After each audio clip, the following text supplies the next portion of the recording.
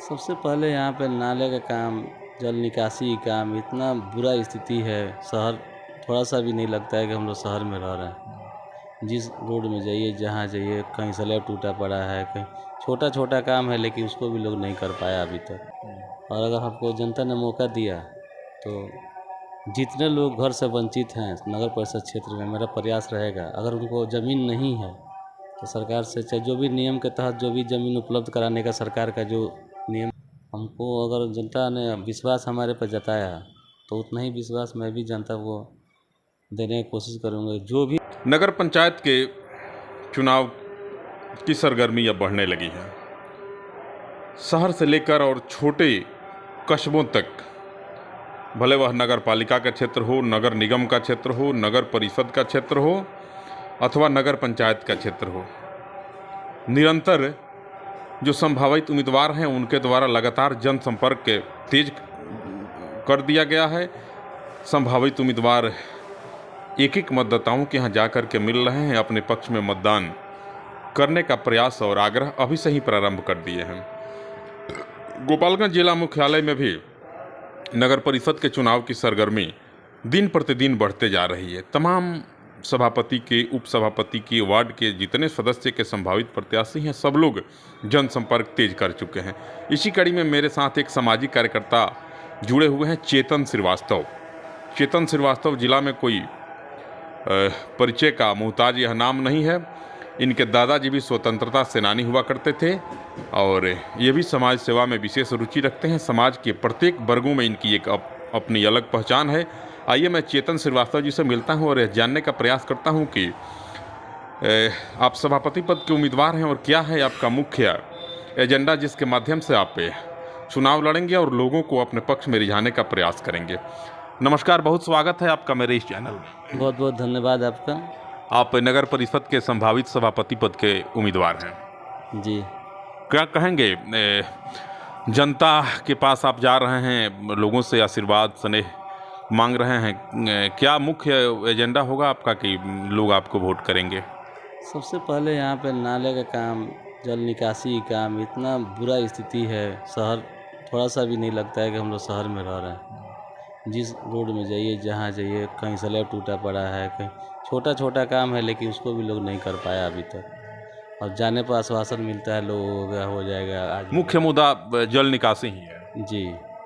और क्या मुद्दा होगा आपका? और भी बहुत, प्रधानमंत्री आवास योजना है जो गरीबों तक पहुंचाना है। नगर परिषद क्षेत्र में बहुत ऐसे गरीब हैं जिनके लिए न रहने के लिए अपना न ज़मीन है न घर है। जिनके पास ज़मीन भी है तो पैसा नहीं है बनाने के लिए।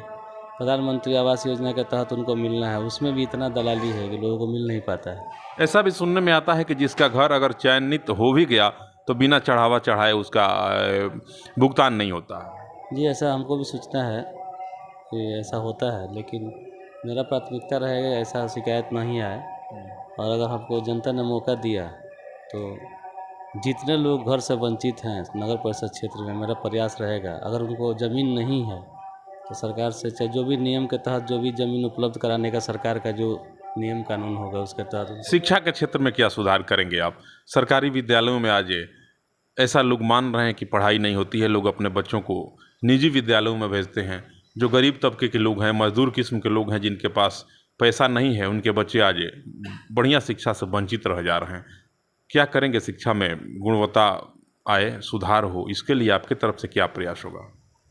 देखिए, शिक्षा के क्षेत्र में तो आदमी ज़्यादा कुछ नहीं बोलेगा, लेकिन प्रयास करेगा जिस घर से ये बच्चे पढ़ने जा रहे हैं उनको ज़्यादा से ज़्यादा सुविधा स्कूल में अवेलेबल कराया जाए। और उनको जो भी टीचर हैं उनसे आग्रह यही किया जाएगा, आप लोग जितना उनको सुविधा दे सकें, पढ़ा सकें, उनको पढ़ाइए। गरीब के बच्चे हैं तो ऐसा नहीं है कि ये सरकारी स्कूल में पढ़ रहे हैं तो वो अनपढ़ ही रहेंगे। उनको पढ़ाने के लिए हम लोग से जितना प्रयास होगा उतना हम लोग करेंगे। क्षेत्र भ्रमण के दौरान कौन कौन प्रकार की समस्याएं आपको मिल रही हैं? बहुत तरह का परेशानी हमको देखने को मिल रहा है। बहुत जगह जाने के बाद तो एक वार्ड नंबर यहाँ है, वार्ड नंबर 28 है, वहाँ मैं गया था। वहाँ देखा कि मतलब एक चापाकल है, उस पर कम से कम 20 घर है और चापाकल भी जो लगा हुआ है उसका जल जो निकलता है उसका निकासी का भी व्यवस्था नहीं है। उस जल निकासी के लिए मारपीट लोग करते हैं। नगर परिषद क्षेत्र में रहते हुए उन लोगों को ये भी नहीं है कि शुद्ध पेयजल के लिए क्या प्रयास करेंगे अगर आप के माथे पे जनता सेहरा बांध देती है तो? शुद्ध पेयजल के लिए तो सरकार का पहले से ही चल रहा है। हर घर जल नल का जो जहाँ कुछ 5-7%, 10% जो कमी है उसको पूरा किया जाएगा। लगभग सब जगह जल। और क्या एजेंडा है आपका जनता के बीच जा रहे हैं तो क्या कहेंगे जनता से वोट के लिए? देखिए, जो भी नगर परिषद क्षेत्र अधिकार के अंदर जो भी चीज़ आता होगा उनको मैं ज़्यादा करने की कोशिश करूँगा। बाकी बोलने से कुछ नहीं होता है कि मैं ये कर दूंगा वो कर दूंगा, वो होने वाला नहीं है। जो भी नियम संगत जो भी काम होगा जनता के लिए, जो सरकार का जो नियम होगा उसको मैं पूरा करने का प्रयास करूँगा। और किसी राजनीतिक दल से भी जुड़े हुए हैं? जी, मैं जदयू से जुड़ा हूँ। किसी पद पे हैं? जी, मैं जदयू का कोषाध्यक्ष हूँ यहाँ गोपालगंज में। स्वतंत्रता सेनानी आपके परिवार में आपके दादाजी थे, क्या शुभ नाम था उनका? स्वर्गीय सिया बिहारी शरण, विधायक भी रह चुके हैं एक बार। कब रहे थे? 1967 में। इनके दादाजी स्वर्गीय सिया बिहारी शरण जी, जो 1967 में मीरगंज विधानसभा क्षेत्र उस समय हुआ करता था, वहाँ से विधानसभा का प्रतिनिधित्व करते थे। क्या लगता है जनता का क्या रुझान है आपके प्रति आज? देखिए, जनता तो मालिक है।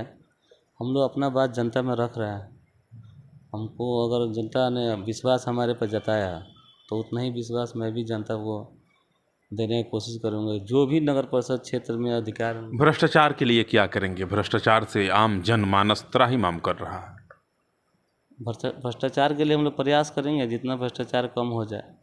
सब तो हम झूठ तो नहीं बोलेंगे, सब खत्म कर देंगे। आएंगे तो जादू की छड़ी है, घुमा देंगे, खत्म हो जाएगा एक दिन में, ऐसा कुछ नहीं होगा। नगर परिषद का सभापति नगर परिषद का मुख्यमंत्री होता है।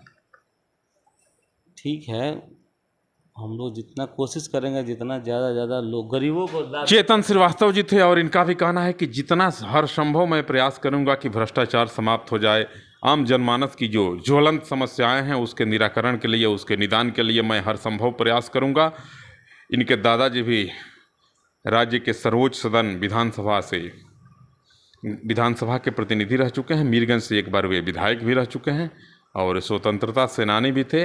वैसे परिवार से आते हैं चेतन श्रीवास्तव जी और एक बार पुनः गोपालगंज नगर पंचायत के सभापति पद के संभावित उम्मीदवार हैं। इनके द्वारा भी लगातार जनसंपर्क किया जा रहा है। जनता के पास जाते हैं, जनता के नब्ज को टटोलने का काम करते हैं। एक एक व्यक्ति से आशीर्वाद मांग रहे हैं।